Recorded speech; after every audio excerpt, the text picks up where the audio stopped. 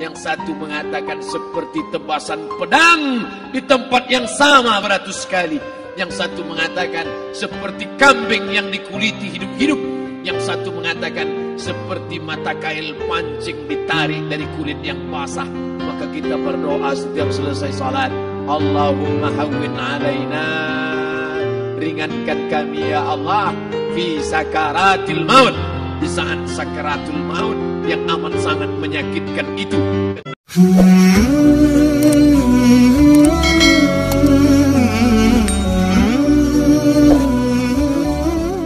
Tapi pada saat tiba masanya, yang kita bawa tak lain tak bukan innallaha la yanzuru ila ajsamikum.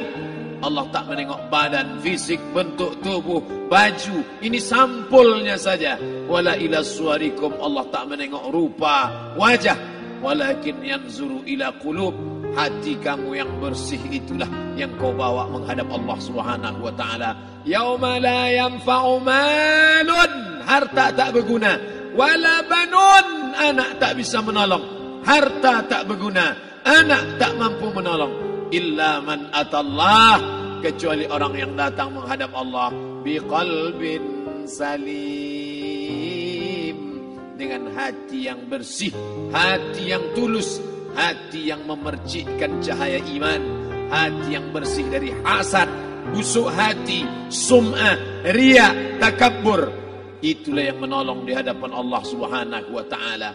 Tulang, kulu, kulit, darah, lemak, sumsum akan menjadi santapan cacing tanah.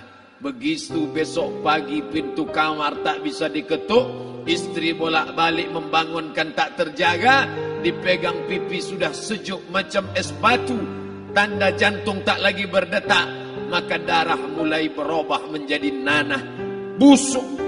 1, 2, 3 hari kalau tidak disuntik formalin, jasad paling busuk jasad manusia, karena semua dia makan herbivora, tanaman saja. Tapi kita ini omnivora, semua masuk. Maka begitu mati, paling bagus orang Islam paling cepat dikuburkan. Selesai acara pemakaman, habiskah masalah, muncul masalah baru. Disitulah kita baru sadar. Apa kata Imam Ali radhiyallahu an? An-nasu niyam. Semua manusia waktu hidup itu tidur. Bapak tidur, ibu tidur, saya tidur. Semua orang waktu hidup itu tidur.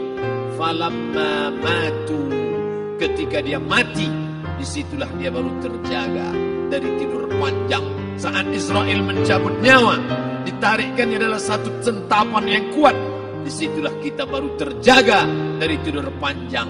Betapa aku meninggalkan salat, betapa aku tak berzakat, betapa dulu kekuasaan.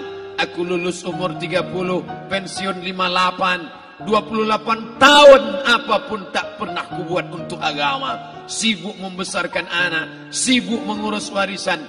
Anak pun tak ingat dengan kita, karena kita lupa menanamkan pendidikan agama di dalam otak kepalanya. Andai dulu pernah dia dibawa ke masjid, andai dulu pernah dia dibawa umrah, andai dulu dia dimasukkan SD IT, SMP IT, SMA IT, Islamic Boarding School, dibawa ke masjid, takkan dia lupa mendoakan selesai salat, Rabbighfirli wali walidayya warhamhuma kama rabbayani saghira. Harta yang banyak tak sempat menolong agama Allah. Anak tunggal semata wayang tak sempat dididik agama. Istri meninggalkan dalam keadaan stres susah hatinya, karena dia tak diajarkan sabar menerima ridha ketetapan takdir Allah. Dan paling celaka, tak pernah anggota tubuh ini dipakai untuk berzikir, muhasabah, mengingat Allah. Tak pernah mata dipakai menengok Quran, kitab suci Allah. Tak pernah dipakai hati merenung sejenak, apa yang akan kubawa mati menghadap Allah Subhanahu wa ta'ala. Malam ini saya tak minta diajak ceramah tentang hukum zakat, hukum puasa. Saya tidak diajak tanya jawab apa hukum unjuk rasa besok tanggal 4. Yang ditanya adalah bagaimana kita merenung sejenak. Abdul Somad, engkau berhadapan dengan para pegawai Badan Pertanahan Nasional Provinsi Riau, berkumpul 12 kabupaten kota. Ini orang-orang ngurus tanah. Dari dalam tanah, naik ke atas tanah, ngurus tanah, ngurus tanah, ngurus tanah, masuk ke dalam tanah. Abdul Somad dari dalam tanah, naik ke atas tanah, ceramah, masuk balik ke dalam tanah. Yang kau bawa apa? Baju koko tinggal, peci tinggal, pakaian kehormatan tinggal. Yang tentara, belum pernah saya diundang. Ustadz besok datang takziah, bapak tentara meninggal, tahu-tahu kain kafannya loreng. Tak ada. Yang kau bawa kain tidak berjahit, disobek, kerak. Itu yang akan menyampul kulitmu, yang selama ini kau dimandikan, dibersihkan oleh ibumu dulu 60 tahun yang lalu. Sampai masanya kau lupa kapan kau dimandikan dulu. Sekarang ruh melihat, disebut dia ruh karena dia raha ya ruhu ruh, seperti aroma semerbak yang datang pergi hinggap. Ruh sampai masanya dia datang masuk ke dalam jasad. Ruh sampai masanya dia pergi meninggalkan jasad.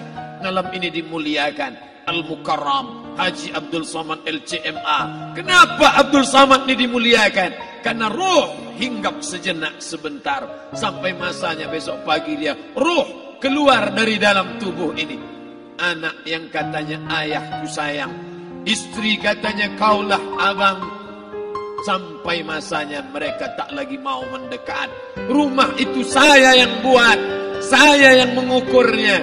Tapi begitu ruh sudah keluar dari badan, tidak satu pun semeter, sesenti, sejengkal, sehasta ada tempat di rumah itu untuk jenazah bernama jenazah Abdul Somad. Dulu orang bertanya, rumah Ustadz Somad di mana? Hari ini orang tidak lagi bertanya, tak lagi menyebut nama. Orang sudah mengatakan kuburnya mana. Dulu kalau dia masuk masjid, didatangi orang, disalami orang. Mahasiswa, anak-anak, remaja mencium tangannya sebagai tanda hormat. Tapi begitu diletakkan keranda, kita akan sholat jenazah nanti selepas sholat zuhur. Apa kata orang? Letakkan di tepi sana, letakkan di tepi sana. Tak satu pun mau mendekat, letakkan dia di sana. Bahkan sebagian mengatakan dalam masjid, letakkan dia di luar.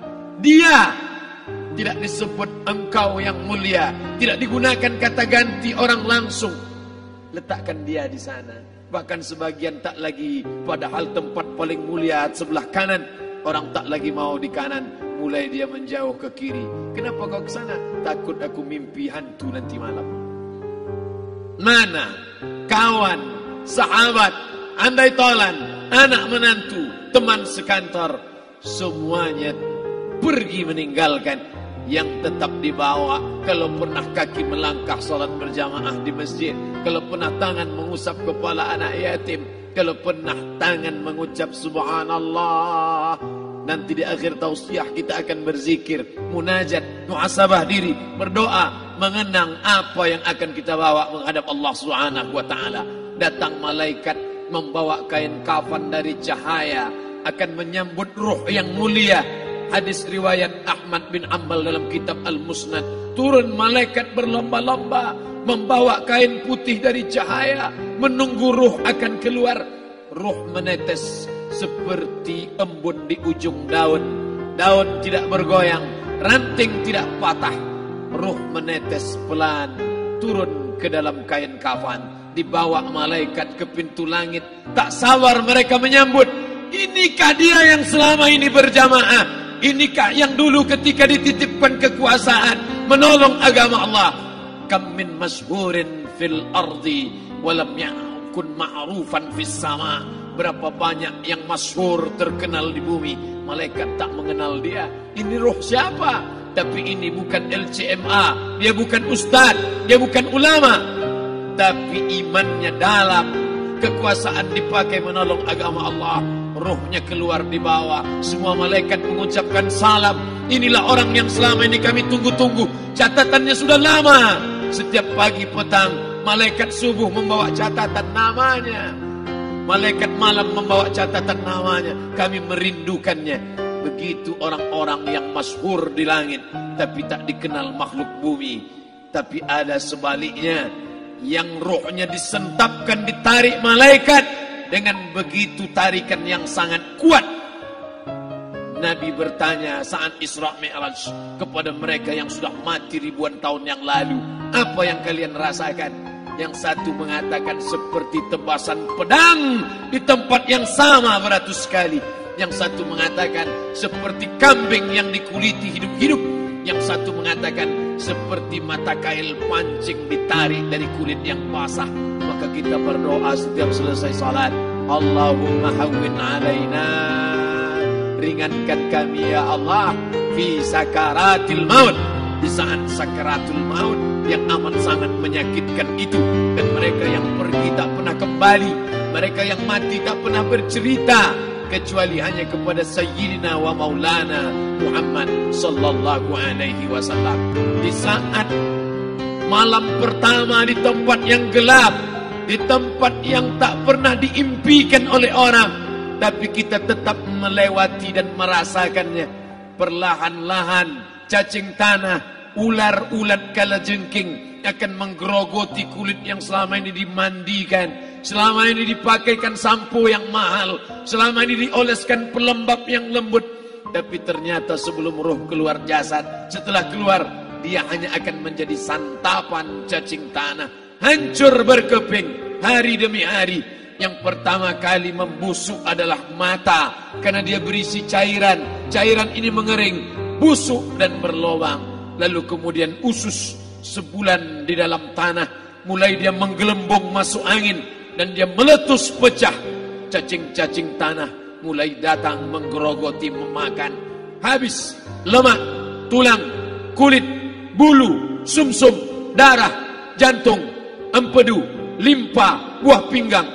Habis semuanya, tinggal tulang-tulang yang memutih, dimakan oleh tanah, ditelan oleh massa, sampai akhirnya Asi bin Wa'il membawa tulang yang kering itu kepada Nabi Muhammad, baginda Sayyidina wa Maulana Muhammad. Ya Muhammad, ayuhyi rabbuka hadzal izam, sanggupkah Tuhanmu menghidupkan tulang yang kering ini? Nabi diam tak menjawab, sampai akhirnya datang Jibril alaihi salam membawakan wahyu.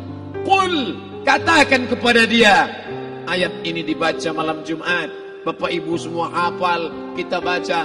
Qul yuhyiha allazi ansha'aha awwala marrah wa huwa bikulli khalqin alim.